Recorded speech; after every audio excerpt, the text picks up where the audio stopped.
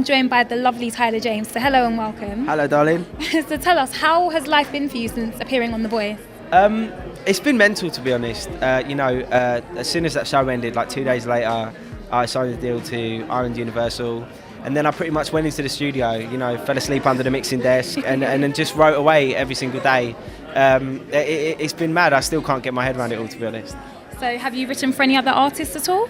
No, I've just been writing for myself, writing my album. I've got to work with some amazing people, work with Guy Chambers, Fraser T. Smith, and it's been great. The reason I went on a show like that was because I wanted to get back into music. Music is what I love. So it's been brilliant. So far, what's been your most memorable studio moment?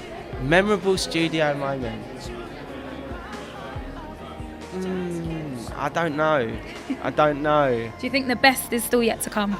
Yeah, no, I mean, studio is different every day. Like, sometimes you have a great time in the studio and sometimes you don't, because you just can't seem to get the words out, you can't get the music down, and but I would say, for me, working with Guy Chambers has been an absolute pleasure, and he's become somebody that I look up to, and when I'm around him I feel like a sponge. There's so much to learn from him, and he's given me a lot of confidence in myself as a songwriter, and I'd say the highlight is probably there. And his studio is based in Primrose Hill, and I love sitting up on the hill, and there's a wicked place that does coffee around the corner. What does the title of the album actually mean? A place I go is basically a place I go to in my head. It's like that moment when you're kind of by yourself for a couple of hours and you just drift off, into your own little head. And that's where songs come from. So that's why it's called A Place I Go. Just with The Voice as well, have you kept in contact with any of the judges at all? I see Will all the time. Will oversaw the album as well. Everyone else I haven't seen. I saw Jesse once at a studio. I'd love to see Danny. Danny was very supportive of me on the show.